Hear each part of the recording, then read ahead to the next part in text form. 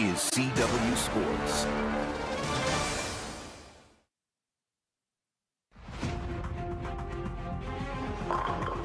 At the Masters, every frame is personal. Match play, face-to-face, double elimination, win or go home since 1951, and the stage for some of the game's most dramatic history. It's 19-year-old Anthony Simonson. You are the 2016 Masters champion. A major title, demanding greatness, securing legacy.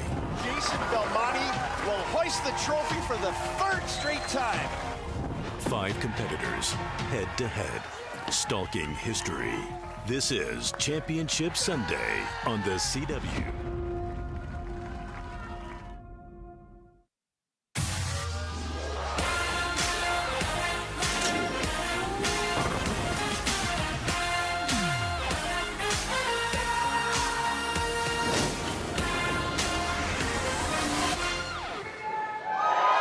Detroit, Michigan, Motor City, and home to the sweet sounds of Motown. We're in the suburbs today at Thunderbolt Lanes inside historic Strobel Arena, where the first event took place here 65 years ago. Raucous crowd here.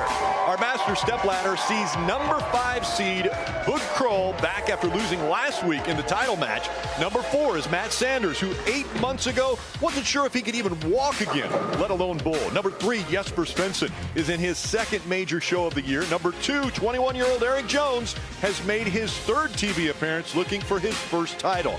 And number 1 seed, E.J. Tackett, is in his 80th TV appearance, searching for his 8th major, but it will be his first Masters title. Alongside Kyle Sherman, Rick Allen with you.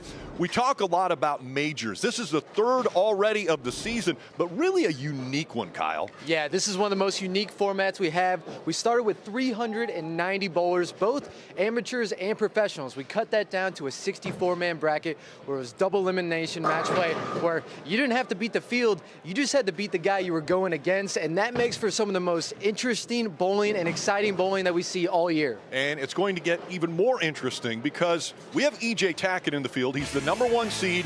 He has won virtually every major, but he hasn't won the Masters. Yeah, back in 2017, he won the PBA Tournament of Champions.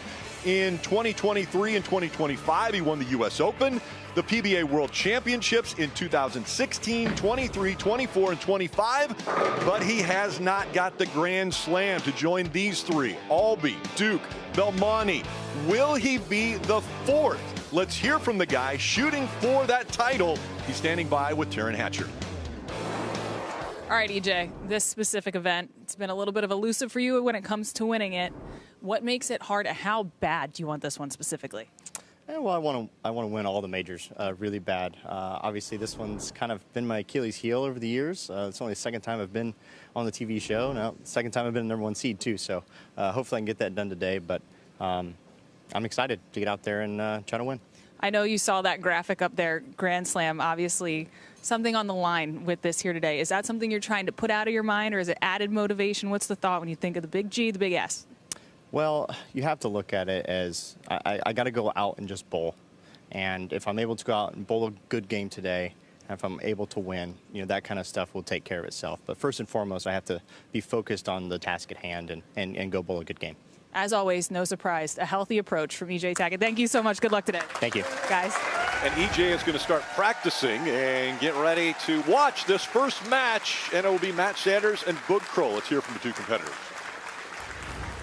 I'm Matt Sanders, and I'm here for my first major. I'm Croll. You saw me last week, but now I'm here in Michigan for some redemption. Yeah, that redemption bowled a 136 against Marshall Kent's 152. He wants to wipe that 136 out of his memory. And it looks as though Matt Sanders is getting ready to bowl first. And so the higher seed gets to choose who goes first. They'll start in the left lane. And Matt is that higher seed, and he has chosen to go first.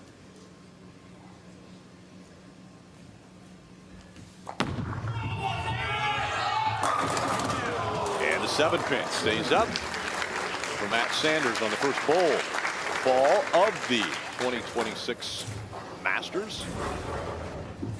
take another look at this shot by Matt. Great opening shot. Just leaving the 7-pin here. He'll take that coming out of the gates. Statistically, picking up a 7-pin, piece of cake for these guys. I mean, 99.9% of the time they get it. But when you're on television, under the lights, in front of a big crowd, it's different. Especially that first one out of the gates. And just like that, he misses the 7. Not the way Matt wanted to start. Boog Croll knows all about this. Like he had mentioned, he wanted redemption. Last week, Boog Croll, the #1 seed in the Indiana Classic, and all of a sudden, the wheels came off of that cart.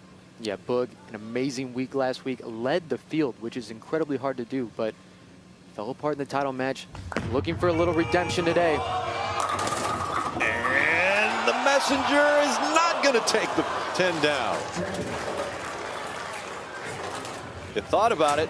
It tickled the 10. A little double tap there, but need a little bit more. You take a look at Boog's form.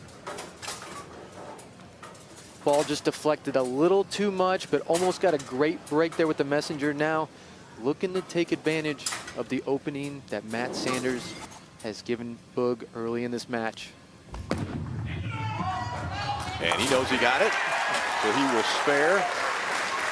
We mentioned last week in the championship match, he was the #1 seed facing Marshall Kent. He rolled a strike. Yes, only 1 strike in the final match. Marshall Kent had 4 strikes. Kent ended up winning 152 to 136. The combined score, the lowest in PBA title match history between the two of those, but Marshall Kent still got to hoist the trophy at the end. Yeah, he doesn't care that he shot 150. There's a strike for Boog Croll.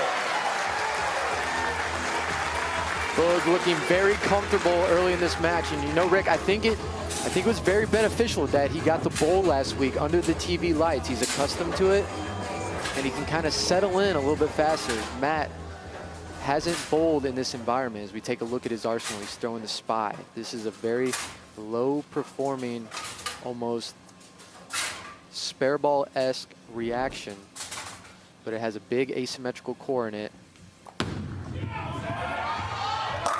And there's the first strike for Matt Sanders. I want to take a look at our Bull TV highlights. Matt Sanders took the longest route to the finals of the 5 players, failing earlier in the winning bracket, needing to win 7 matches to make the show. Now, you see how emotional Matt is right here. 8 months ago, Sanders couldn't walk. Last week, he had to withdraw because of swelling in his leg. Today, he's bowling for a major title. With more on that, here's Taryn.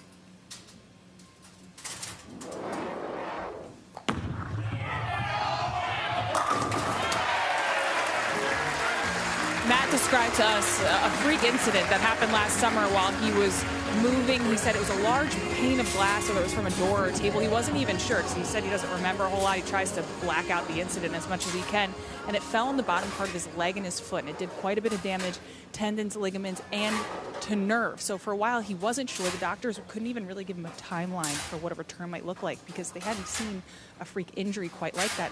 And I asked him yesterday, I thought it was notable, when did you feel like, as nearly the strike there, not quite.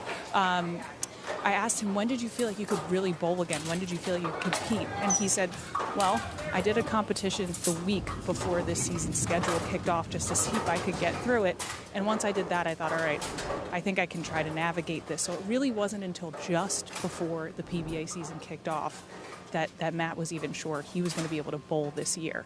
Yeah, pretty incredible. That injury happened in July, as we see Boog pick up the spare. But that injury to Matt happened in July. He started to try to bowl in December, and then, as Taryn just mentioned, was able to bowl in a tournament just to see if he could bowl just the week before the season started. Yeah, unbelievable story from Matt. We take a look at Boog's arsenal. He's throwing the same exact ball as Matt is. The spy, again, lower performing, almost spare ball, but it has an asymmetrical core. Allows these players to keep the ball right in front of them. And the messenger got it that time. He's having fun now. And I'm telling you, when we talked to Boog yesterday, actually last night, he talked about how much of a box he felt like he was in that match 1 week ago. And you see him lighting up here. You're seeing his personality. He's having more fun. He wanted to get that completely out of his mind because it was just so difficult for him after he only bowled 136 in the title match. And a strike for Sanders. Great break from Matt right there. Wasn't very You good. can see Wasn't very good. yeah, you can hear him say it wasn't very good. He got that ball way wide of target, and luckily that came back. Got it out about the 1 or 2 board there. Always want to remind you, if any of the pros on today's show bowl a perfect game, everyone in America can receive a free game of bowling courtesy of Go Bowling. To pre-register, visit gobowling.com. Sign up for the Go Bowling Free America promotion. As we head into the 5th frame, and Sanders working on 3 strikes, leaves the big 4. Only one time in the history of the PBA has this spare been picked up. Yeah, a little bit of an errant shot here from Matt. And this is how precise you have to be. At his target, this wasn't bad, but I think he overhit this one. Got too many revs on the ball hooked early, going through the face. And now, since he's working on a strike, he's looking to just get 2 here and keep his count. He went for that 4-7. 4 shot across the lane, but behind the 6 and the 10.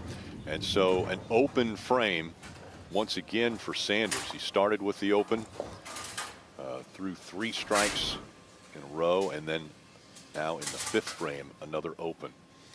And we'll see if Boog Croll can take advantage of that opportunity that he's been given by Sanders.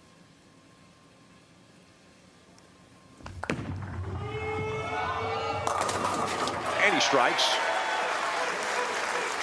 Yeah, you can see Rick on a shot like that. These players are using what's almost like a plastic ball on the lanes, keeping it right in front of them. Boog has so much power here, right up the outside. He's looking to just get the ball into the pocket and mix them around. You're not going to see the ball driving too much, but these players can get away with that because of all their power.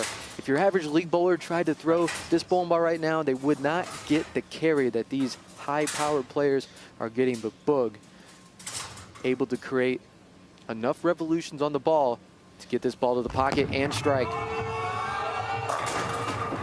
And the messenger takes the 10 out, and another strike for Boog Croll.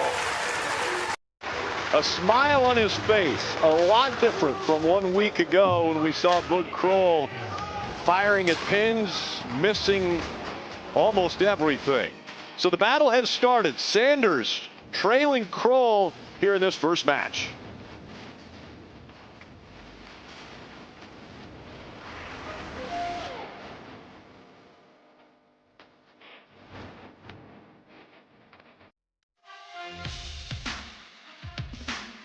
The PBA on the CW is brought to you by Progressive Insurance. Drivers who switch to Progressive could save big. Quote today at progressive.com. Well, that is the spirit of Detroit.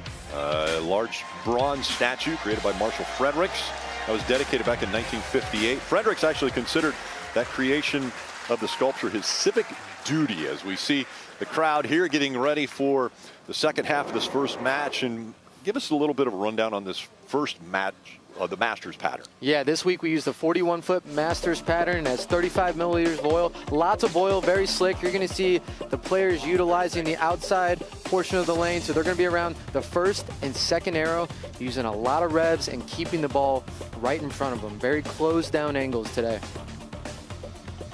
Back out onto the lane for his first ball in the 6th frame will be Matt Sanders, again coming off of the open. He had the big 4, yeah, and only got 2. And you can see why they use these plastic balls. Why they can use these plastic balls on these patterns like this. You know, I'm sure a lot of people at home are wondering. But it's because this ball, this plastic ball that Matt is throwing has a core in it, and it flares, and that flare is what allows this ball to read and make the shape like this into the pins. But since it's plastic, it still deflects quite a bit like that. So the issue is getting that 7-pin out, and you can see so far Croll has been able to utilize mixing the pins around and carrying much better than Matt. Ooh. Man, almost missed the 7 again. Wow. You saw him roll his eyes. Let's flash back to 2011, and yes, this is Matt Sanders against E.J. Tackett in high school. It was for the Indiana High School bowling title. Sanders bowled for Martinsville High School, the Artisans, and E.J. Tackett bowled for Huntington High School, the Vikings. Sanders defeated Tackett that day 290 to 218. He rolled a spare in the first frame, then 11 straight strikes. A couple young kids there in high school, and as a matter of fact, here in the crowd, we've got the Churchill Chargers, the Dearborn Unified, and a big strike there for Matt Sanders. Good to see Matt get a little something going. I mean, watching him last night, having all that emotion after making this show, you couldn't help but feel for the guy. I mean, such a freak accident, and not knowing if he was ever going to bowl again for someone that just loves bowling. So him getting a show, making a show here today is so impressive. Now Boog looking to put the hammer down. And he gets a strike there.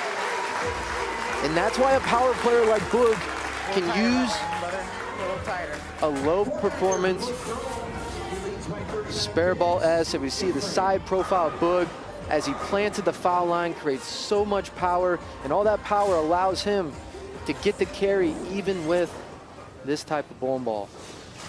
Boog went spare, strike, spare, and now a 4-bagger. As he's entering the 8th frame, and pretty considerable advantage right now over Sanders. You see the max there, 270 to 231 if they were to strike out. And Boog gets lucky there. The 7-pin falling, leaving the 10. Yeah, another good shot here by Boog, keeping that ball roll end over end. This ball just deflects a little bit too much. Great break there, getting the 7-pin out, leaving a very makeable 10-pin. Just needs to clean it up.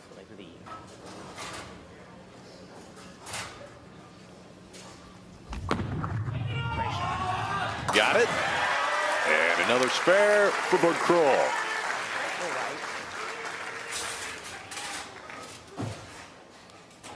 You mentioned Matt being emotional last night.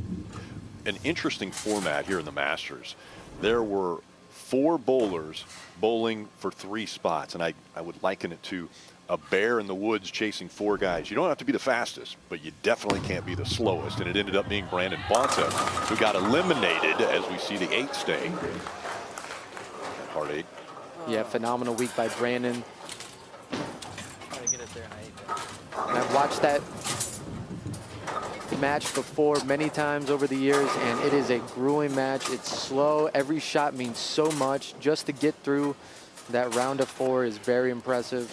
And Matt there, brutal 8-pin here, really needing a double to get back in this match. And all he can do now is spare.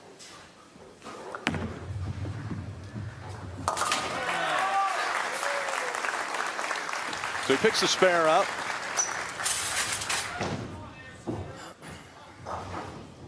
He will bowl in the 9th, and then he'll have to sit and wait and see what Boog will do. You see, he won that first career PBA Tour title.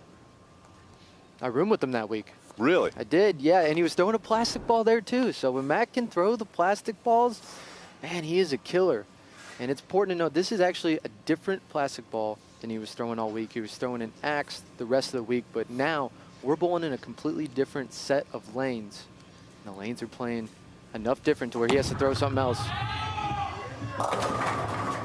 And the 10 stays again.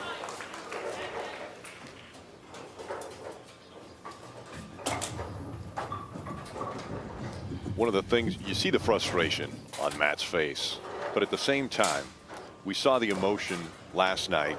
We talked to him, and this is a win for Matt Sanders just being able to be on this TV show. As a matter of fact, just being able to compete this year. And so you have to take the good. Obviously, this is not the way he wanted this match to go. And he's going to get that spare. Yeah, after a freak accident like that, there's so much doubt that creeps in as a player. Can I ever get back to that bowler that I once was? And even though this isn't the performance that Matt necessarily wanted, he has now proven to himself that, hey, I'm still Matt Sanders. I can still make major shows, and I can still compete at the highest level. A strike here pretty much locks out Sanders if Boog Croll will get a strike in the 9th.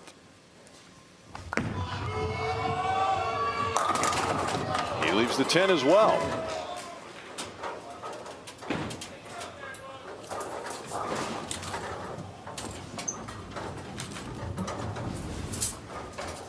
You can see this is what Boog is going to fight the whole match. This ball gives these players control to the pocket, but doesn't go through the pins as much. So they're going to be fighting these corner pins, and it's going to be a battle of carry.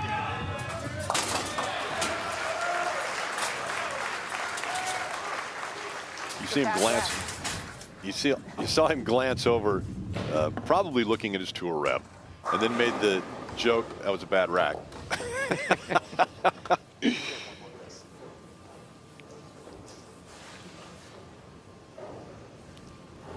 He needs 2 pins. 2 pins will lock out Matt Sanders.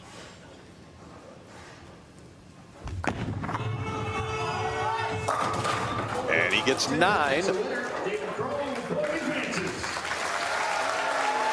Boog in his first match defeats Matt Sanders and will advance to the second match against Jesper Svensson. Little good rebound there for Boog. Yeah. Last performance on TV. Yeah, that didn't matter.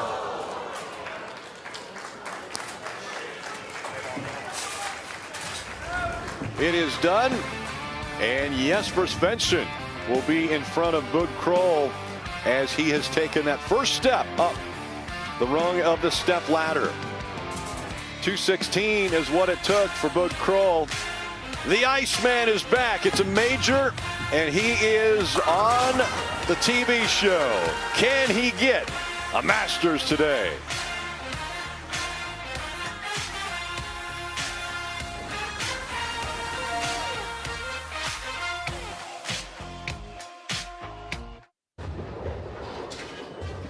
Well, the best bowlers in the world in the United States, led by E.J. Tackett, take on Jason Bomani and the top international players in PBA USA versus the world. That's next Saturday, April 4th, from the Columbus Square Bowling Palace in Columbus, Ohio. Yeah, by the way, 2 guys on the show today that will be a part of that battle. And the crowd having a lot of fun here is getting ready for our next match, but want to remind you that E.J. Tackett is a major part of the new hit show Born to Bowl. Here's E.J.'s take on being a part of Born to Bowl. I'm really excited for it. You know, obviously the guys followed me around a lot last year, and I'm really interested to see how everything comes together, and I'm excited to watch. I would say it takes not a super sane person to get into a bowling business. We're fresh into it. And right now, we don't pay ourselves anything out of it. But you have to keep looking ahead and believe that things will just work out. Bowling and the Tackett name, they're one and the same. I'm married to a bowler. My brother actually bowls on tour as well. Bowling is the story of my family. And again, Born to Bowl, an HBO original 5-part documentary series following the stars of the PBA Tour. And that's from A24 and executive producer Ben Stiller. That continues tomorrow with episode 3 at 9 p.m. Eastern on HBO and streaming on HBO Max. And again, E.J. Tackett, the #1 seed in today's event. He's warming up right now, but the next match has Jesper Svensson that is taking on the big winner there, Boog Croll. How do you think Boog Croll's doing? Yeah, I think Boog has a good look. He's controlling the pocket. Matt had a good look, just couldn't carry, but Jesper comes in, being on the left side, a lot more power. He might be able to get those corner pins out a little bit better than Matt did, so this next match is going to be very interesting. And again, it is the second TV show for Jesper Svensson. He started off the year, he was a part of the Players' Championship. Can he advance up the stepladder? He's got Boog Croll coming after him.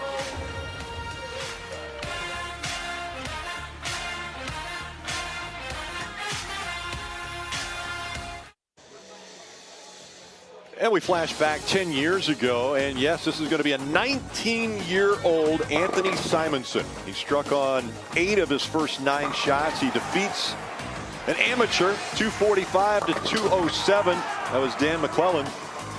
It was his first major title. He became the youngest player to win a PBA major title at 19 years, 39 days old. And what a transition it has gone from that 10 years ago to this. This was just on Friday, and in match play, Anthony Simonson, he was playing Julian Salinas, and frustration just took over. He grabbed the ball and was done. Walked off of the match, didn't bowl his 3rd game, and surprisingly enough, that was the end of Simonson's run at a Masters. As we see, DJ Royce getting the crowd pumped up here inside of Thunder Bowl lanes and the Strobel Arena. And it is time for match number 2. We've already heard from Boog Croll. Let's hear from Jesper Svensson. My name is Jesper Svensson. Today we're going to win the Masters. I love the confidence. He is the 3rd seed, and so the higher seed in this match. And he, once again, just like we saw with Sanders, has chose to start. So he will start on that left lane for the first frame. Yeah, it seems like the lefties think the carry is a little worse on this left lane. They think the wrap 7 is coming into play a little bit more often, so they're electing to finish on that right lane.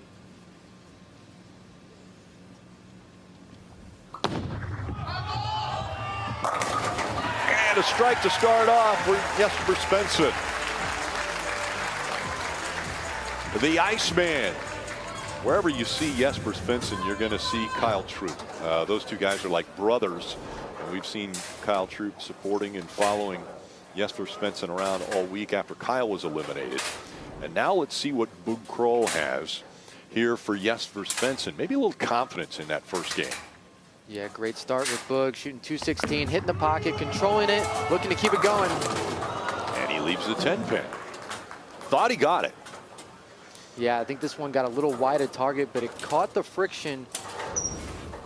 You see it here. He gave it a little reaction, like this one got out a little too much, but gets up to the pocket, just didn't quite drive, and he's going to have to work on his touch, work on his ball speed to try to get the carry today. Because I think Jesper is going to string a little bit more strikes this match. Picks up the spare. This is such a difficult format. You mentioned it. 390 bowlers started this event on Tuesday. That was whittled down to 63, plus Gary Haynes, who was a defending champion. He was added to that field.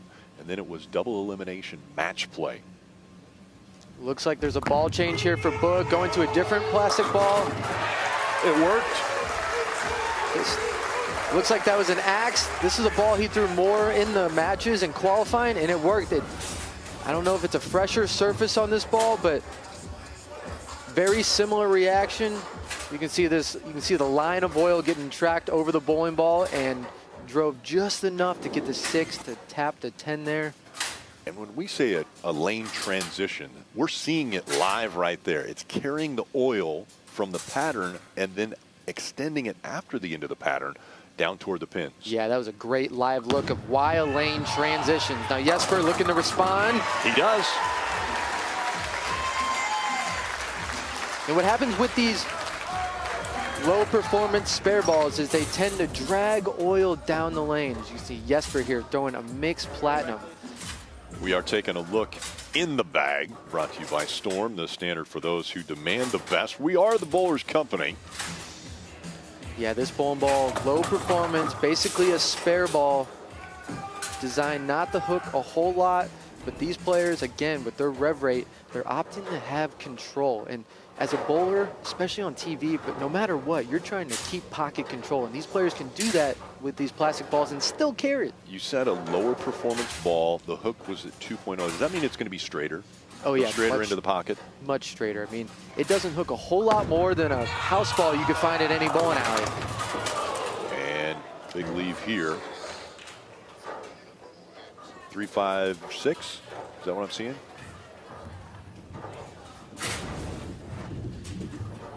And what's going to happen with these lower performance balls, if you don't get them hooking early, they're not going to hook down lane. So, yeah, Jesper leaving the 3.56 here, very makeable. This is one Jesper, I'm sure, has picked up virtually every time this week if he had left that. And he does it here.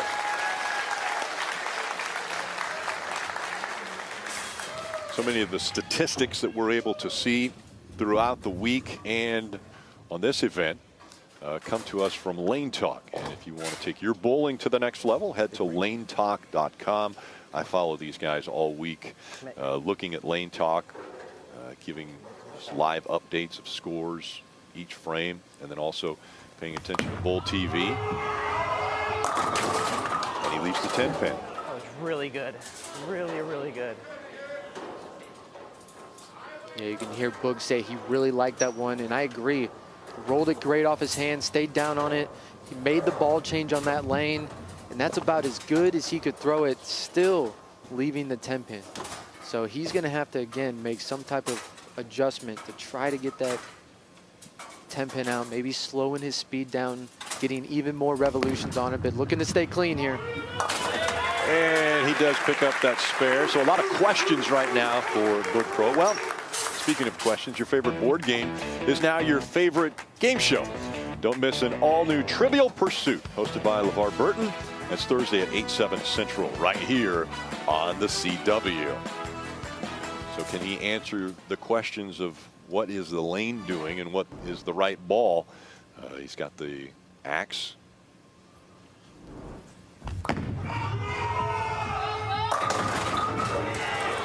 Got the 7 to fall, but that 10, stubborn. That is a stubborn 10. Yeah, very much so. Again, we're bowling on a different set of lanes than these players qualified on all week. As we can see, that ball really deflects, and as it hit the pocket, that head pin, it really deflects to the right. That's not really what you want to see as a bowler. That's why that 10 pin is still standing. Again, this is a different set of lanes. These lanes are much tighter than what these players qualified on all week. So this plastic ball that they've been throwing throughout the week just isn't quite going through the pins the way they're used to. Picks up the spare. Is the 6 pin supposed to be hitting the 10 pin? Yes, in a perfect world, that 6 pin is getting the 10 pin out. That's when you know you have good ball reaction. Your ball is entering the pins the right way. Tuck it? Tuck it closer to it? Or, okay. Just make sure you catch it. Okay. You can hear the ball reps there say, make sure you catch it. What they're saying there is make sure you hit it and get as many revs on as possible, because you need all the help you can to get that ball to carry. Now Jesper looking to keep his lead. Jesper had a spare in the last frame, and 9 and leaves the 7 pin.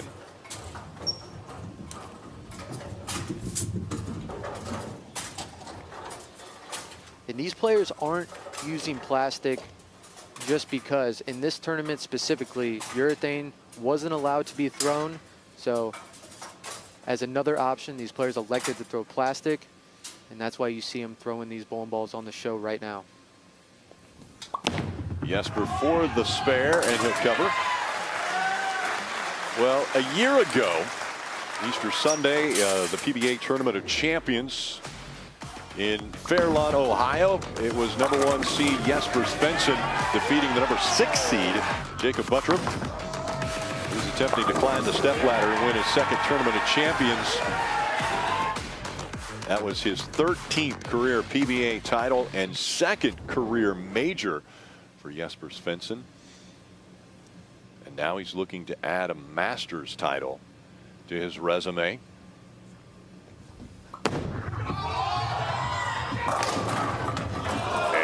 5 pin. We're going to see a few hands in the air. Yep, even Jesper.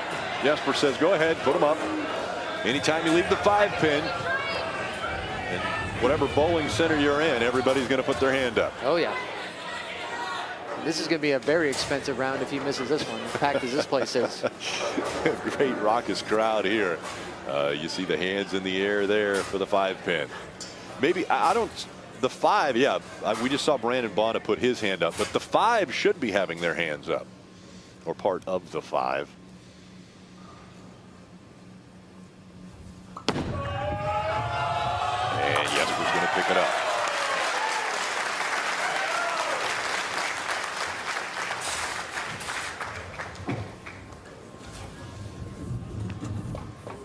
Boog getting ready to bowl in the 5th frame here.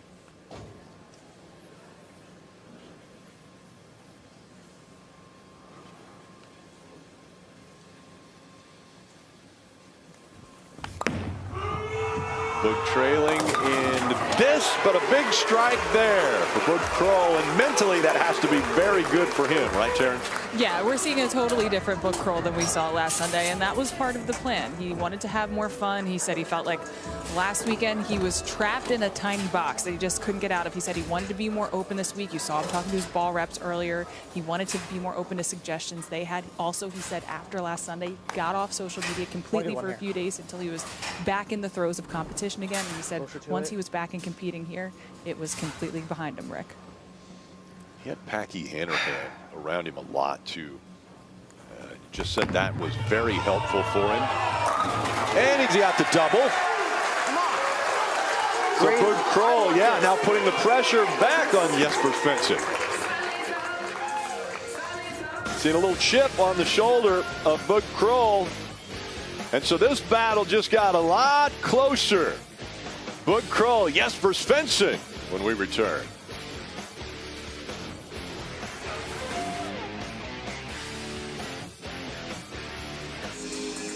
Crowd in rhythm here as they're listening to DJ Royce and waiting for the next frame here.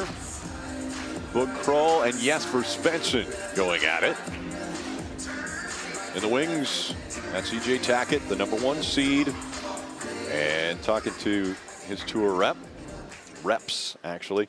In the orange there is Brett Spangler, and Brett has been with EJ through every year of his success and his career, and EJ really trusts him.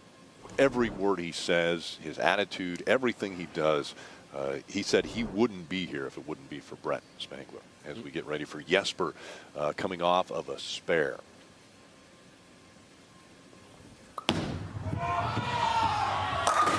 And he strikes in the 6th. You see the max scores separated by 4 right now, and Svensson. And we're going to hear, it looks like a re-rack there for Jesper Svensson. We saw the 4-pin difference there, 255 to 259. How about hobbies for Jesper? Yeah, golf, loves that. Born to Bowl now is his favorite show, which is probably a good call. Bowling moment, winning the World Championships in Dubai with his girlfriend, is one of his biggest bowling moments. Jesper just taken his 2nd re-rack of the game on this left lane, the troubled lane. So he is now out of re-racks for the rest of the game. Looking to double, take the lead. Oh, you heard him say go at the end, and he leaves a 7. So he does have a timeout. These bowlers, they have a time clock that they will have to adhere to. 25 seconds from the time the ball comes out of the return and stops on the rack that they have to begin their approach. Yeah, he'll use that if he needs to reset later in the match. And this is why the lefties especially are opting to finish on that right lane, because this left lane just doesn't have the carry like the right lane does. And he'll pick up that spare.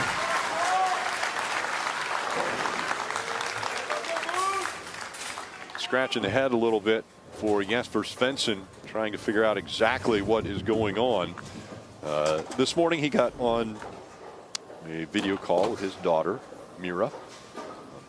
His daughter, Mira, is only 3.5 years old, but that's the only way he's able to talk to his daughter and his girlfriend back in Sweden, as Bug Croll with the slight advantage trying to keep that, and he'll leave the 10 pin. So coming off of 2 strikes, we're going to try to pick up the spare here. And now we see that 3-pin advantage as far as the max between Svensson and Croll. Taryn.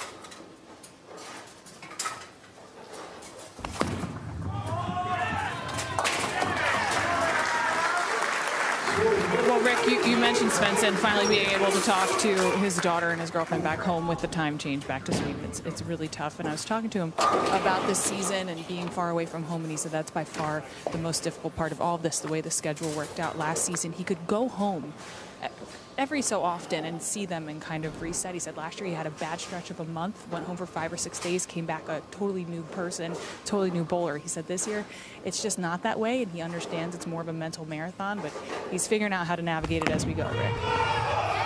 And we'll see if he can navigate. Oh, the messenger takes the 4 out, and he needed that one. That would have been a very difficult spare to pick up. Huge break there for Bug. In a match right now where it's about controlling the pocket and both players struggling to catch a double, you just want to stay clean. Getting that 4 out, just leaving the 9, absolutely massive. I mean, that's almost like throwing a double in a match like this right now. And he's going to get the spare. Still confident. That walk of Bug Croll. And now Jesper. So there is an opening.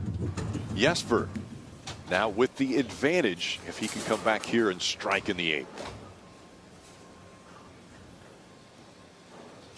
Jesper looking at a max of 235 to put the pressure right squarely on the shoulders of Bug Croll.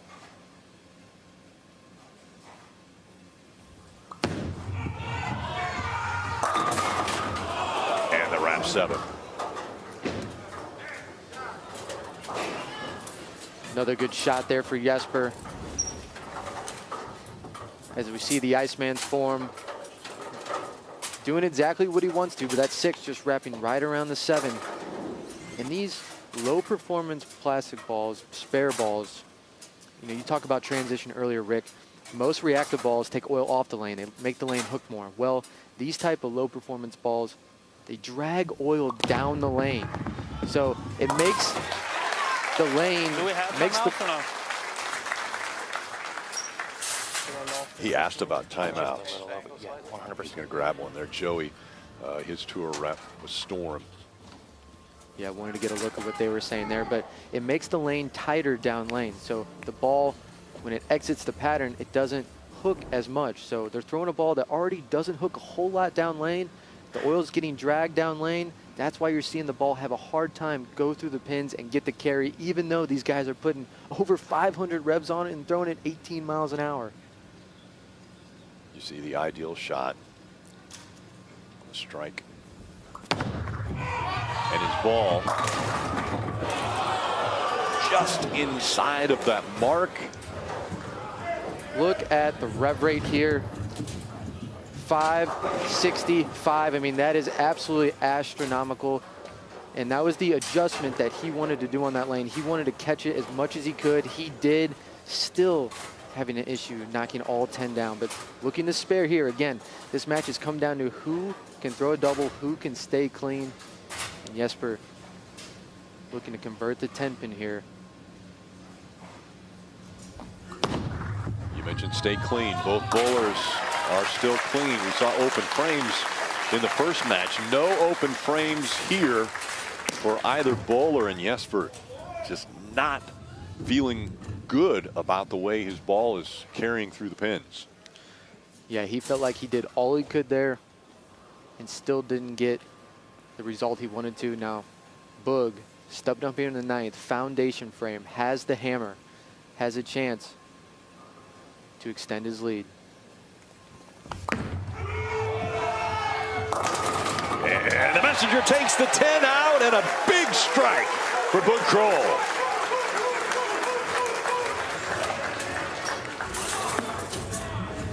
What a huge shot for Boog here in the 9th frame. Absolutely giving this one the business. And gets the love on the 10 pin. Look at that look on the way back. Boog might not be the biggest bowler, but man, does he have a ton of power. And now stepping up in the 10th. Strike 9 gives him 215. He only needs to beat Svensson's 213. A strike here would give him the confidence, and he gets it.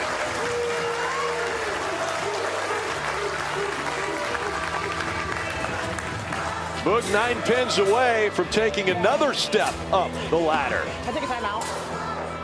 He asked for a timeout. Just gotta breathe. Yeah, the adrenaline's going a little bit after that one. Gotta breathe. I want this. This is, as a player, you need to stay present. Even though that was a great shot, the job is not finished here. You got to regain composure. Understand what you need to do. See the shot and just execute. 9 pins here. Shut out Jesper. And if we see a strike here, it'll be followed by a huge smile from Boog Croll. He gets it!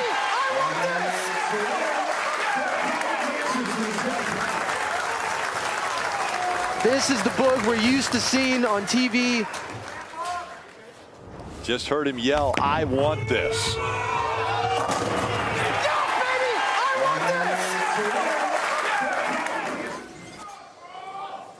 Boog Croll now locked in. And another strike. He strikes out in the 10th and takes out Jesper Svensson. And so now it's Boog Croll who advances, and he will take on the 21-year-old, Eric Jones. Jones was masterful all week long. And now will Eric Jones be able to slow down this hard-charging Boog Croll? He's won 2 matches already.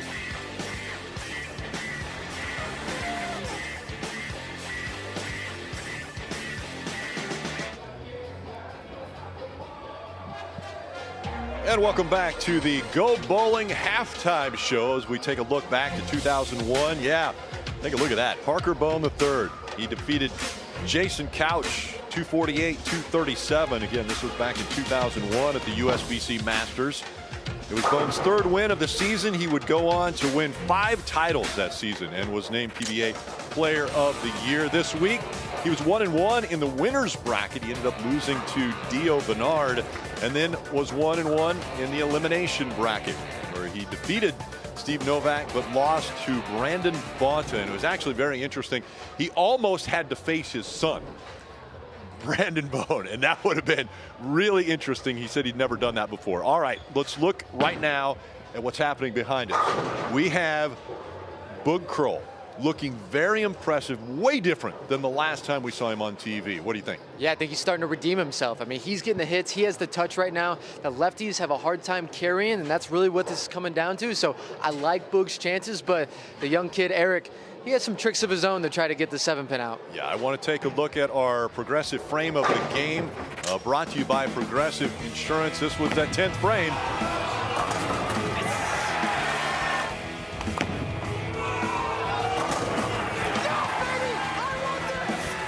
And that's what he said. I want this. Let's go to Taryn. She's standing by with Boog. All right, so we heard Boog say in his intro video, redemption. Then we just heard you yell just now, I want this. It seems like you're night and day from where you were at mentally last week. Can you just give us a little bit of perspective on what's going on between your ears today? Yeah, so it's just a brand new event. Last week I got 2nd. Cool. This week we're fighting for a major. I think I want this more than anyone. I know he's going for the Grand Slam, but I want this way more than him. But you're going for the Masters. You mentioned yesterday to us that you wanted to be more open today. How has that openness, you seem looser, how has that helped you so far? Yeah, so the first game, send a couple messengers, the and ones, that loosens me up so easier. Like, it's just freeing and not having to like press shots and shoot spares. So if I send the messenger, the crowd's gonna go wild. I was gonna say, the crowd's loving it almost as much as you're loving it. Thank you for the time. Good luck the rest of the way, Boog. Thank you. Guys. And there you have it. He said he wants it more than E.J. Tackett. He's got 2 titles, but he's never won a major. Can Boog Croll defeat Eric Jones? He's got to go through Eric Jones before he gets to E.J. Tackett. That match is next.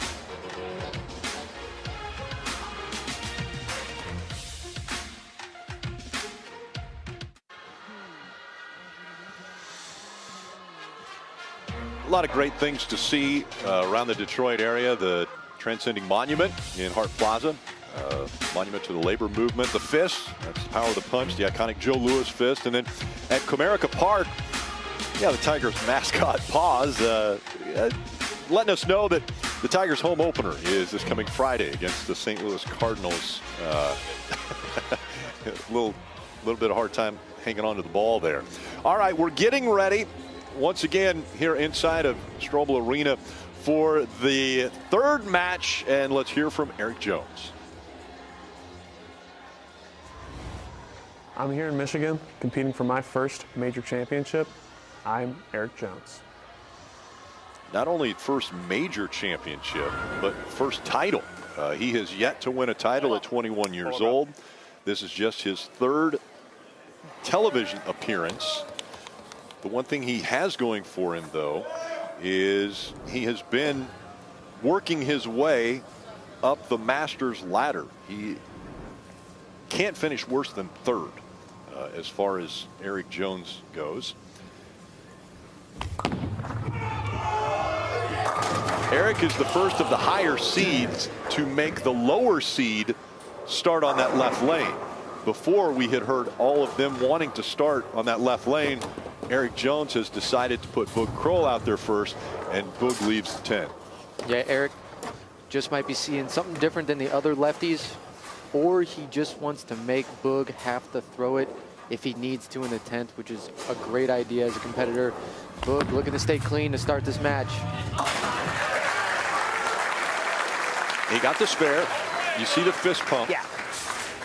This is a mental game as much as it is physical. One thing that Boog doesn't want to show is that he's disappointed in a spare that he got there to his competitor, Eric Jones. Absolutely, and the scores haven't been too high right now, so a spare in the first isn't going to hurt him at all, and this is very interesting. Eric actually going with reactive to start this match. Probably watched the other lefties, saw it wasn't good enough, looking to throw something different.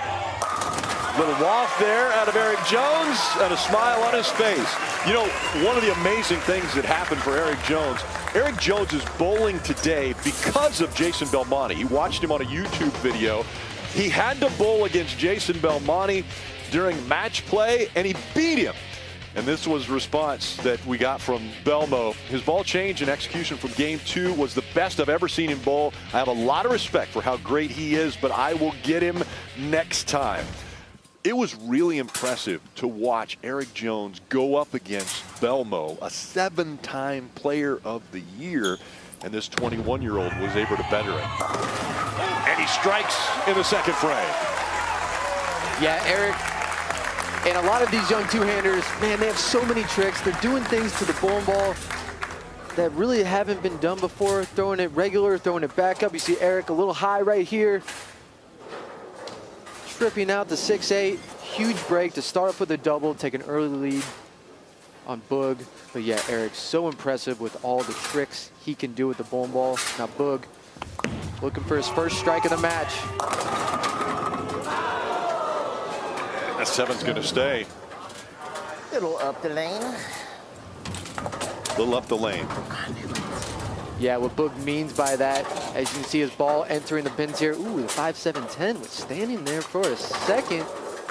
But what he meant there up the lane, he wants to get the ball slightly right to the friction. That's where the hook is. That's where his ball is going to see the lane and start shaping into the pocket. If he doesn't do that, he's not going to be able to have the entry angle that he wants to go through the pins, and he's going to have a less of a chance to carry, as you saw with that shot right there.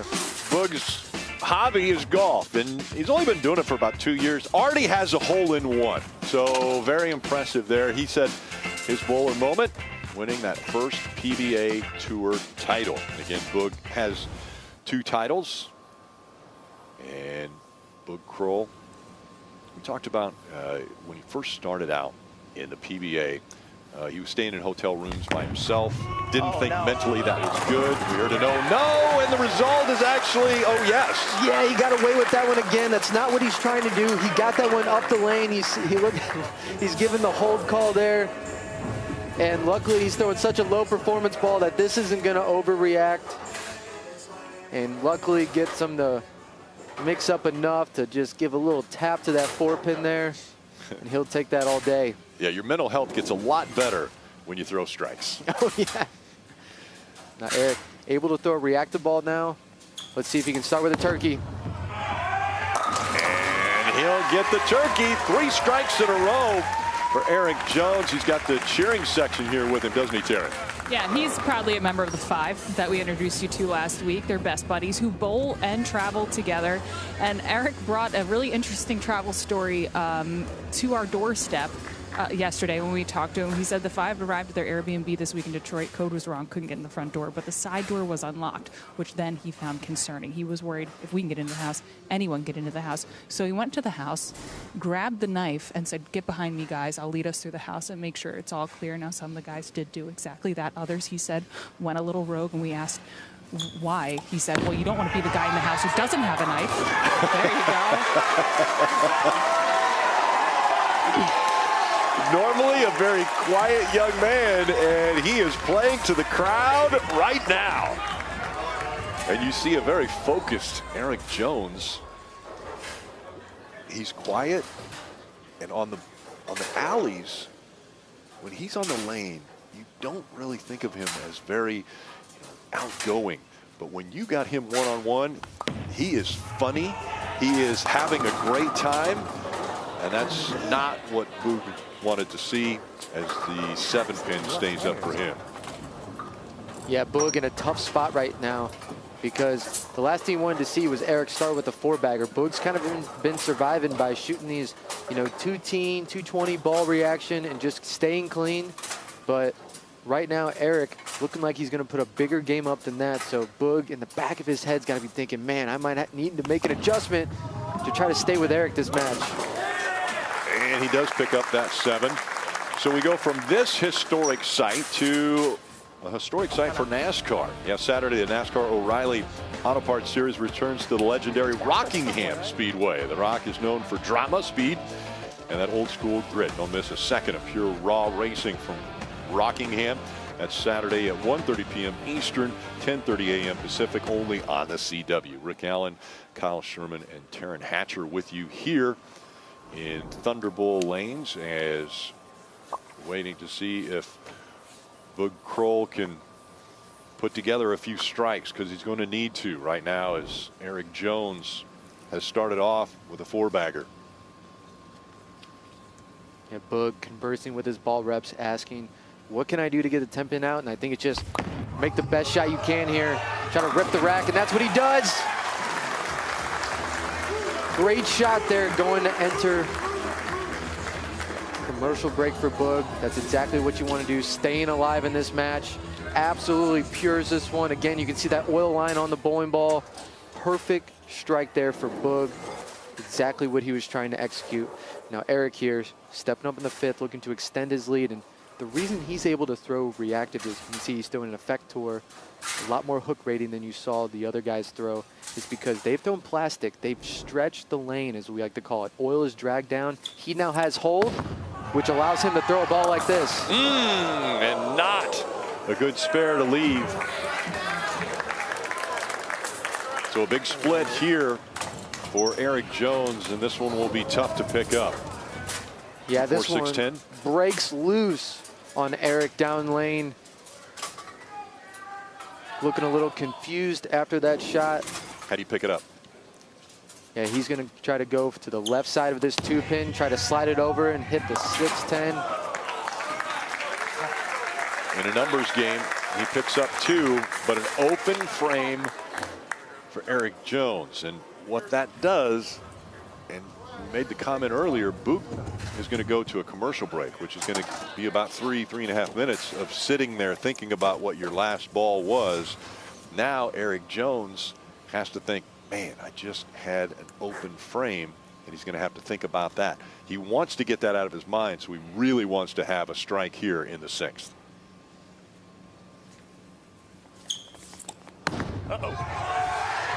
And an there, missing the head pin. You can see that one got very wide of target down lane, getting out to about the 1 board.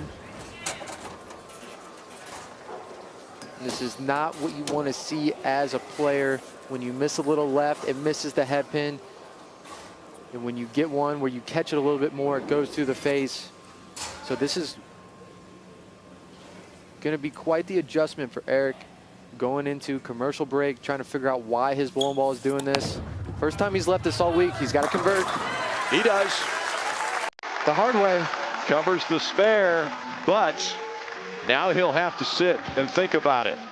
As we take a quick break, the young Eric Jones started off very, very hot, but an open frame and a spare now has opened the door for Croll.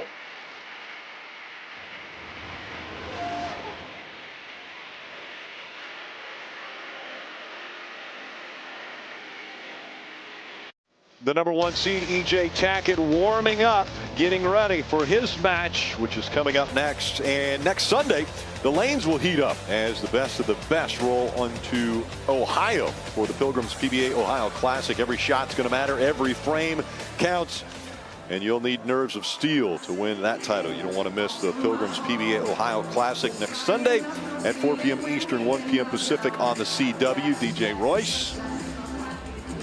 Yeah, playing the good tunes here. And we saw Boog Croll earlier was kind of getting into the music. Now he's a little more focused on, he needs strikes. To date, 11 of 15 on the left lane, 4 for 12 on the right lane. Yeah, this right lane's been an issue. Huge double here for Boog if he can get it. He does.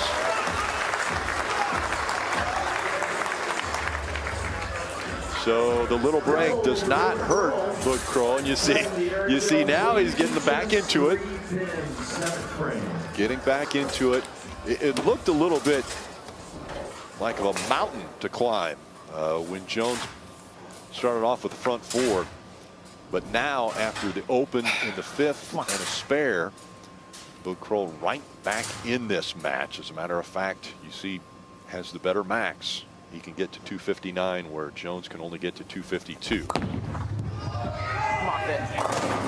And a little deeper in the pocket there. He's going to leave 2-8. Yeah, a little super slow feet that time. Yeah, Boog there, wide of target down lane. He was asking it to come off of it, meaning he wanted the ball to see the friction and hopefully start hooking. It didn't, leaving the 2-8. Very makeable spare, but big missed opportunity for Boog there to really take the lead on Eric. And he will pick up that spare. So a smile still on the face. But what he has done now is he's opened the door for Eric Jones. And the pocket is kind of wide. I was like, Yeah, aggravating there for Boog. That was his good lane. Had a real chance of an opportunity there. But Eric, the last 2 balls he's thrown, he's gotten 6 both times. Looking to regroup here. Big shot. Oh, gosh, Eric. Didn't hit the head pin, missed it on the right side. What are we seeing here out of the 21-year-old? Yeah, take another look at this shot. Remember the last one, the left lane got out to 1 down lane. This one got to about 9 or 10 down lane. So big miss right for him coming out of commercial break. Luckily leaving something he can pick, but needs a spare here to stay in the match with Boog. Straight ball, actually a little bit of a backup ball, and he leaves the 4 pin. So another open frame for Eric Jones. Well, new cases, new twists, and a new partnership like no other. Don't miss an all-new episode of Wild Card. That's tomorrow at 8/7 Central right here on the CW. Regroup Eric Jones.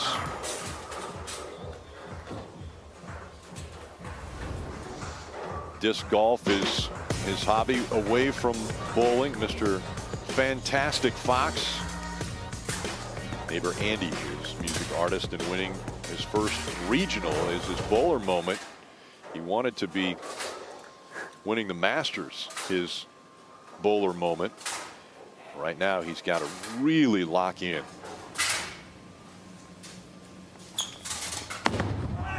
That's good. A lot better ball there, but he leaves the 7. Much better shot there for Eric. And that is a very difficult shot after 3 errant ones. And take a look at that loft. I mean, that ball is landing just before the arrows.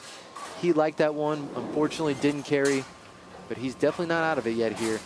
Spare here, still can max out for 218 very much in this match. And he does pick up the spare. Oh, he waited on it. You saw Brandon Bonta there telling him, come on. And if you remember Brandon Bonta in the Players Championship to start the year, went on to the title match, bowled a perfect 300 game. He's part of the 5, the guys that get their Airbnb together. Yeah, those kids are new to tour, but man, they are fierce on the lanes. Boog. Equally fierce with a strike there. Yeah, Boog looked like he made a hand position change at some point. Actually started tucking his pinky. Breathe. Because he needs to get as many revolutions on the ball as possible. And when he tucks that pinky, it allows him to wrap that hand around the ball just even faster and hit it as much as he can. As for a re-rack, you see those open frames for Eric Jones in the 5th and the 7th. Still a clean scorecard for Boog Croll.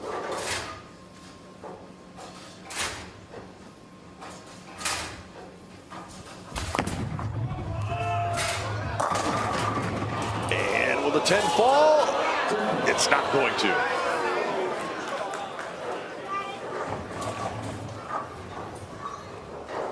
This will be the last time Boog will be on the right lane.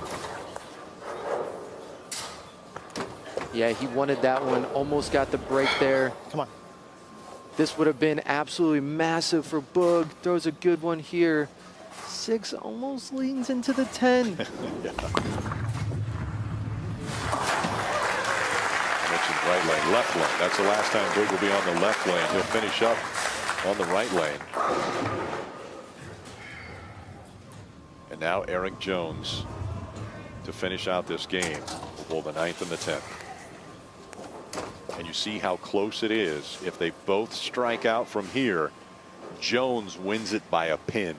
Yeah, he's backs against the wall right now. This is something he's used to. Remember, he was down 30 to Belmo in one of his matches through the front 10 to win that game.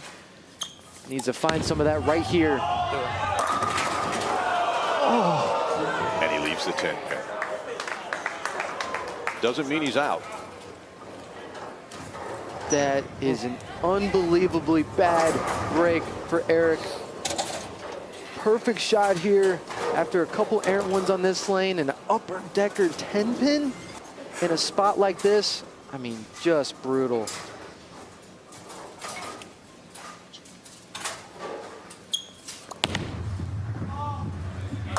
He picks up the spare in the 9th. And now, to get to 207, he's got to strike out in the 10th.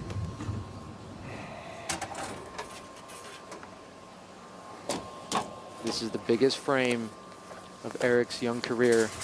Needs all 3 in the 10th to get to 207, basically forcing Croll to double to win. But it all starts with this first one.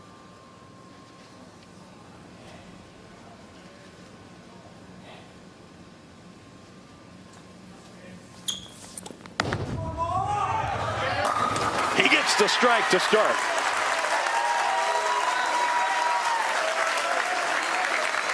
That's the first one. That's the pressure. And rising to it for Eric Jones.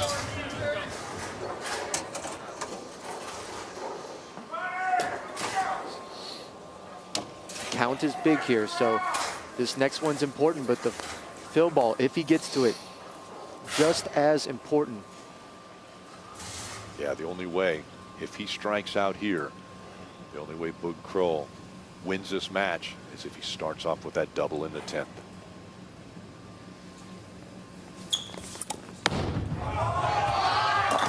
And he hit the solid head pin. Leaves the 4-7. That was so good. A little bit of a bigger breath there for Boog Croll, seeing that it won't be as difficult to win this match, but it's still not a given.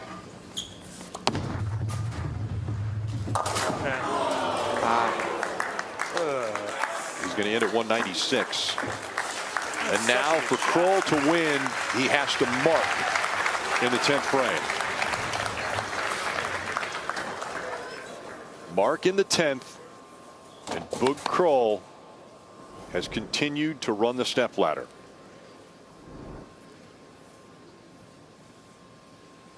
Remember, Boog started off as our number 5 seed.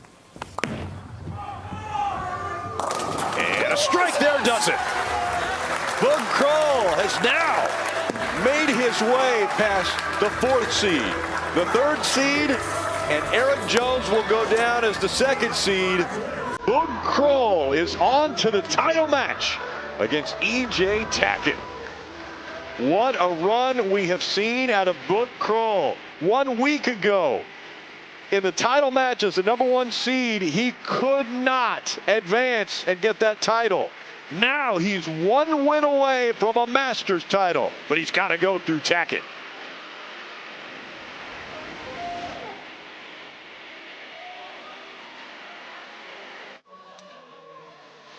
What is on the line? Well, a Grand Slam is on the line. Mike Albee, he's a Grand Slam winner, as is Norm Duke.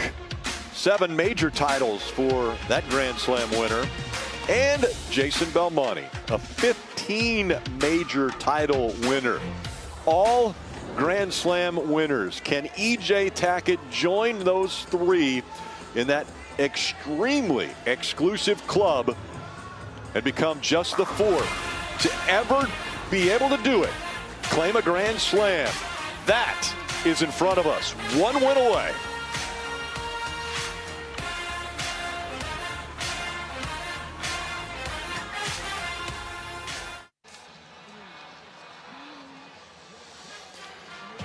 It all comes down to this. Yes, the Masters trophy is on the line. Take a look between the arrows of this championship match. Both right-handers.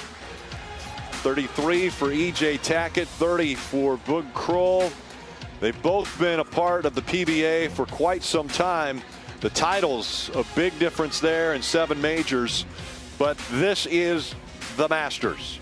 And in a head-to-head battle between Boog Croll and E.J. Tackett, Boog Croll actually has the advantage. He was able in 2024 to outdo Tackett. Let's hear from the number 1 bowler in the world, E.J. Tackett. I'm E.J. Tackett, and if I can win 1 match today, I'm going to complete the career Grand Slam. And he has decided that he will start this match on the left lane. Fastest bowler in the PBA, head pin square, and he leaves the 310.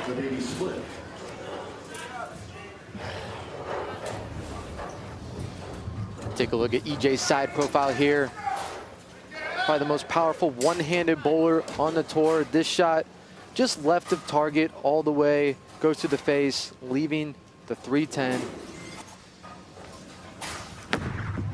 And the spare ball only gets the 3. He leaves the 10, an open frame for E.J. Tackett. Yeah, this is the first time we're going to see another righty attack the lanes. Boog's only faced lefties so far. So I like Boog's chances because he has a good feel of what the lanes are doing right now.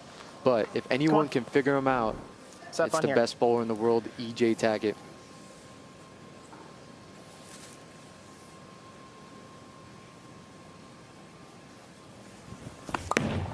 First ball for Boog. And he'll leave the 10 pin.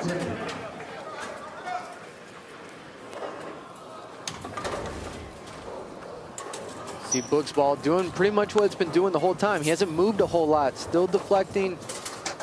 Still leaving 10 pins. Remember, this right lane has had a harder time carrying on it. And if you're EJ, you're thinking, okay, Boog has control of the pocket, but he's not shooting a ton of scores. So even though he has that open frame early, he knows he has plenty of life to come back in it. Boog still opting to throw that low performance bowling ball.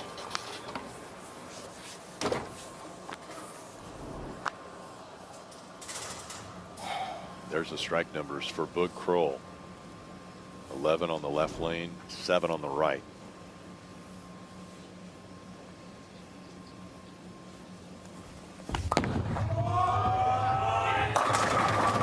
And this time the messenger does get the 10 pin. And a little attitude being shown there out of Boog Croll.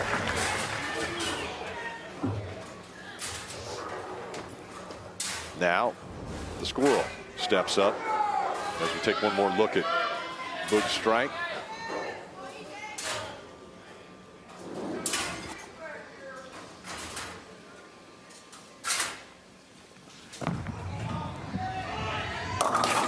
Also head pin and a big split here. This one again, just a little left of target. A little uncharacteristic for EJ. We typically don't see him make shots like that, let alone 2 in a row. But again, makeable spare here. He's going to try to hit the right side of this 3-pin, the front one, slide it over into the 7. Misses the 3-pin, gets the 6-10, and so an open frame back-to-back for EJ Tackett. Have a rack, please. Early call for a re-rack for EJ Tackett. Yeah, you can see we have 2 balls highlighted here for EJ's arsenal. He's throwing 2 different balls on each lane. The left lane, the Venom Shock, and on the right lane, the Lethal Venom. Slightly stronger than the Venom Shock, although it looks like he's making a ball change again and actually going to throw that Lethal Venom on this left lane. So same ball now on both lanes.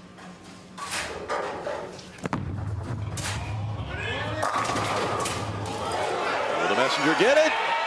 No, not enough momentum. Those pins weigh anywhere from 3 pounds 6 ounces to 3 pounds 10 ounces. Kind of the sweet spot, 3 pounds 8 ounces. Not enough momentum there to knock down the 10.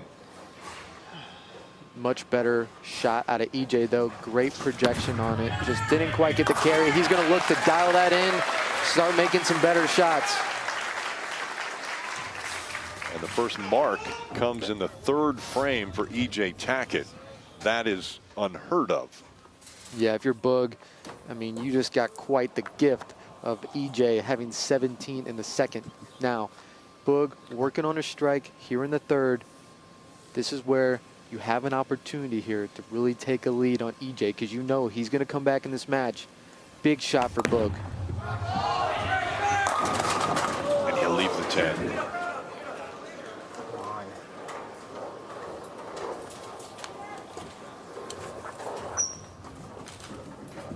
Boog seeing the opening and wanting to capitalize.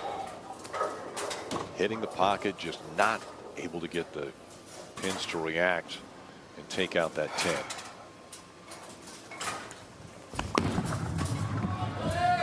Stays clean. The Boog has what we call safe ball reaction right now. He has control of the pocket, but he doesn't really have the ball reaction to throw 5 in a row and shoot something really high. So far, that's been good enough to win every match. And right now he's thinking, oh, EJ has 17 in the 2nd. I'm not changing a thing. I'm going to let him make the mistakes. And I'm going to keep doing my thing. But that's dangerous when you're talking about EJ Tackett, a guy who can throw a 5-bagger on any condition that you put out on the lane. Yeah, EJ Tackett could strike out from here. And a big strike there for Boog Croll. Boog could also strike out from here. You still see the max scores, 247 for Tackett. And now Boog Croll at 270. We've heard Boog say numerous times today, breathe. I need to breathe. Right there, we saw him take a deep breath when he sat down.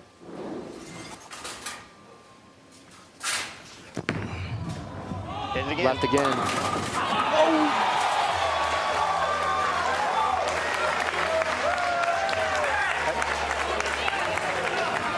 Is that a turning point? When you have no idea if it's going to happen, but it does. Here's a young E.J. Tackett taking on Belmo. This was 12 years ago in 2014.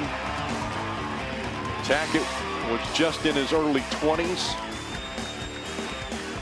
and ends up the runner-up in the Masters. That's his only television appearance in the Masters until today. There you go. Yeah, you asked if that was a turning point. I think it was. That was the best shot E.J. Stone this match. That last one on the right lane, very errant. He hit it early, but got away with it. Now he has a double back in this thing, putting the pressure right back on Boog. And this is an E.J. Tackett quality shot right here.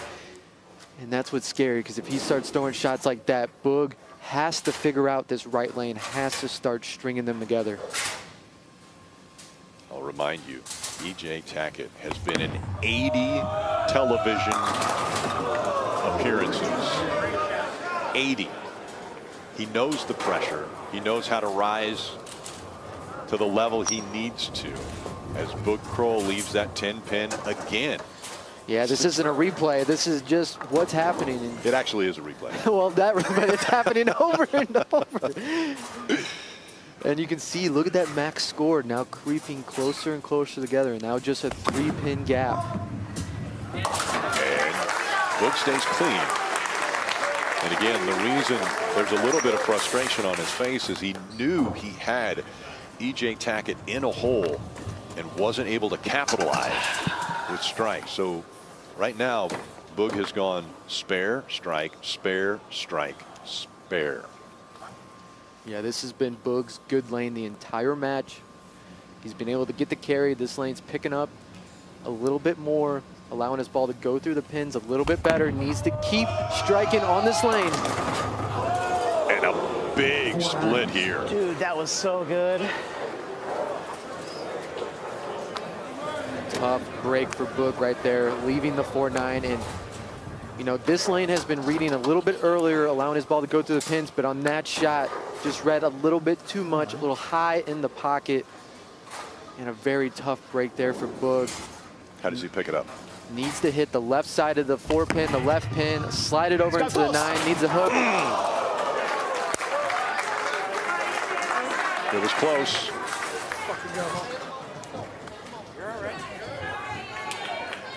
Heard him say, you're all right. So make sure after the show, head to the PBA social media at PBA Tour for the Go Bowling post-game show presented by AMF.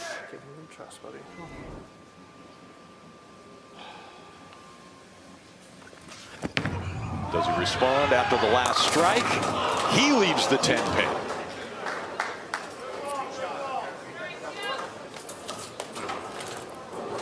Much better shot, though, out of EJ on this right lane. He finally trusted one out there. You heard him telling himself that before that shot, but just doesn't quite get the 6 to tap the 10 there.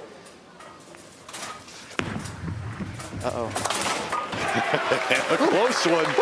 A very close one there for E.J. Tackett. Good shot. Road to the final for E.J. has been phenomenal. As a matter of fact, record-breaking. In the matches, in match play, he averaged over 258.39. That shatters the record that used to be 250. Yeah, I mean, those are video game numbers right there. It's unbelievable what he did to his opponents in match play. And a big strike there for E.J. Tackett. We got a match, Rick. And again, this one is uninterrupted, so there isn't a break in the middle. of this match, and that means that Boog's right back out on the lane. And a little bit of luck goes a long way. Yeah, that's the good lane. That's the lane that picks up a little bit more for both players. EJ's going to have to make a little move left on that lane. Now, Boog, again, this right lane, having trouble getting the 10-pin out. What is he going to do to try to knock down all 10? Because he needs it right here. And a big strike for Boog Croll.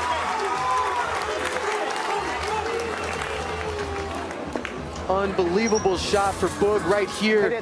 Looked like he slowed it down just a little bit. Gave the ball time to react.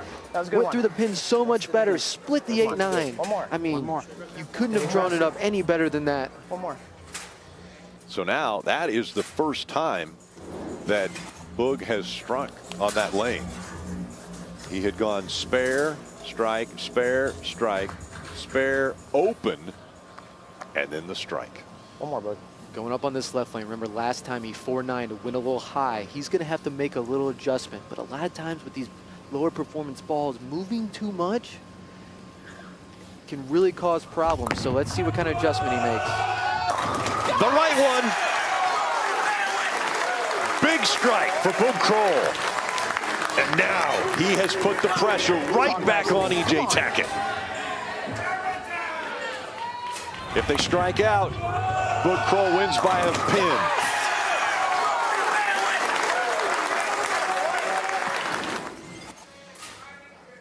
Pressure squarely on the shoulders of EJ Tackett.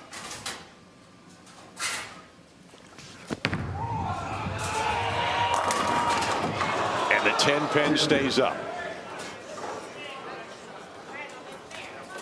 That lane, the ball just doesn't like to come off of it as much. And that has to do with the low performance spare ball that Boog's throwing down the lane. It's carrying oil down the lane, so even a reactive ball doesn't like to hook as much when it starts to make his motion, thus leaving that 10-pin. Even a player of EJ's caliber, so many reps, is having a hard time battle that transition on the right lane.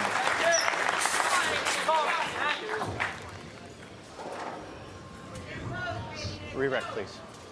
EJ's calling for a re-rack. Take a look at the top seeds since 2022 and the fluctuation that we have seen. Come on. Even this year, only once has the #1 seed been able to win. That was Simonson 2 weeks ago. Huge shot for EJ here. Foundation frame, 9th frame. Seems like he has to have it. And he gets it. EJ Tackett striking in the 9th. Now he's going to sit down and he'll wait to see what he has to do in the 10th and if he'll have a chance to win this. Yeah, great shot for here on EJ. The ball comes off of it so much better than that right lane, through the pins, has no problem carrying. But now, Boog Croll stepping up to throw the biggest 2 frames of his life to be crowned a Masters champion. Foundation frame, 9th frame. And the 10 is standing so strong. Come on. Look at the max scores. A spare and striking out gives him 206. Tackett striking out gives him 206. Could we have a roll-off for the Masters Championship? I can't even breathe right now, Rick. Boog would say breathe, breathe. And he picks that spare up. 1 ball roll-off. By the way, Tackett has been a part of the longest roll-off. As we see the scoreboard, those 2 open frames for Tackett. If he ends up losing this match, he's going to look back at how he started. This first one's huge. First shot in the 10th to keep the count. Boog Croll. Big strike. Boog Croll. First ball in the 10th. I love his reaction there, Rick. Didn't overreact. In a moment like this, you have to stay calm. That first one's huge, but the job isn't finished. He understands that he has some big, big shots to throw right now. We're seeing a more direct line than what we show on our graphics as far as the ideal line for Boog Croll there. That was not straight, but it was a lot straighter than what we have said would be the ideal trajectory. Yeah, Boog right now is just trying to be absolutely aggressive, absolutely ripping the cover off this ball. Huge strike. And a little deep in the pocket, leaving the 2-8.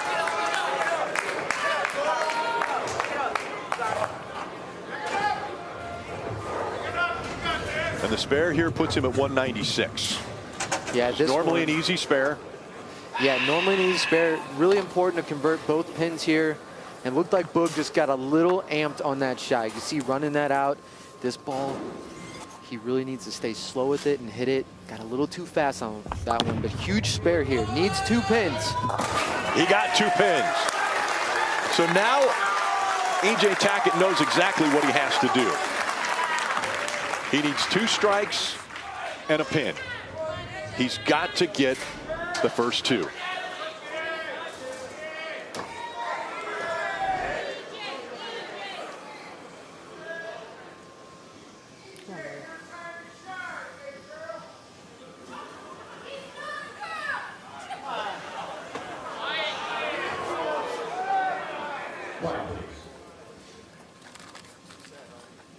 EJ backs away. Comments from the crowd. Boog Croll waits. EJ, last 2 shots on this lane, hasn't been able to get the ball to quite go through the pins. If he wants a Masters championship, he's got to strike here.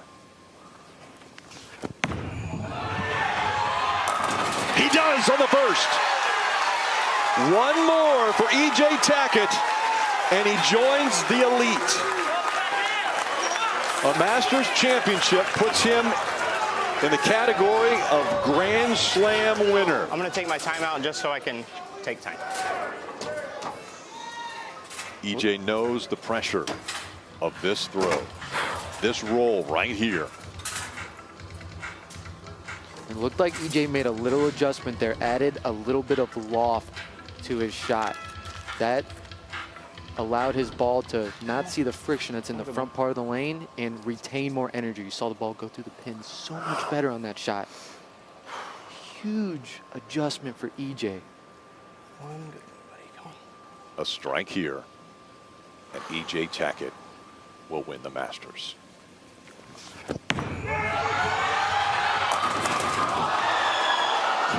The 10-pin stays up. Boog Croll is the 2026 Masters champion.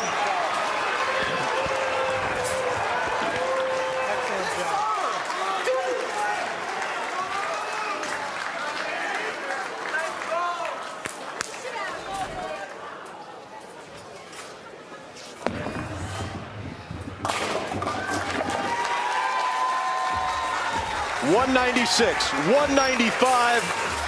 Boog Croll asked for redemption. You're the best in the world, man. Congratulations. We did it!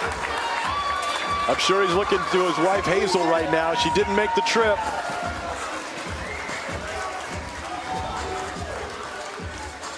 He needed a strike. E.J. Tackett had to get a strike right here. And a ring 10.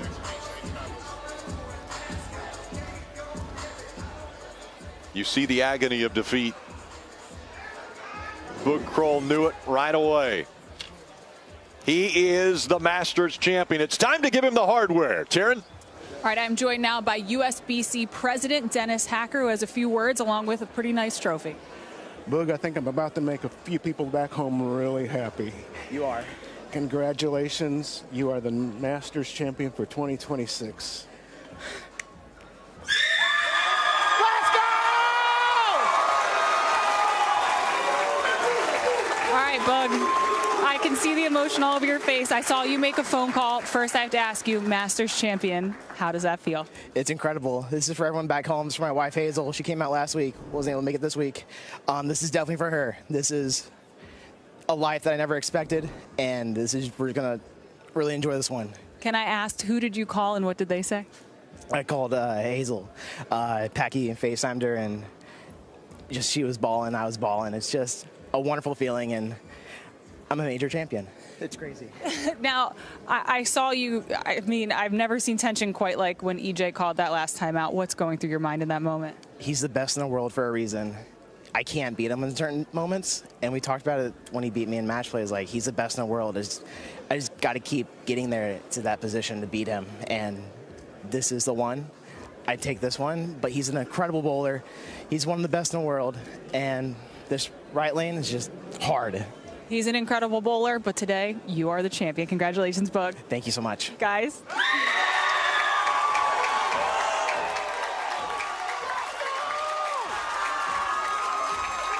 That's right. The 2026 Masters champion. He just mentioned it. It's his first major title. Bug Croll went from bowling a 136 a week ago in the title match to now being the Masters champion. Yeah, you talk about redemption. That's what Bug talked about. New week, new him, and I'd say he redeemed himself pretty good. Our PBA Tour coverage, powered by Go Bowling, continues next Sunday on the CW at 4 Eastern, 1 Pacific. It's the Pilgrims PBA Ohio Classic from the Columbus Square Bowling Palace in Columbus, Ohio. For Kyle Sherman, Taryn Hatcher, and our entire CW crew, I'm Rick Yowen. So long from Allen Park, Michigan. You have been watching the PBA on the CW. Bug Croll is the Masters champion.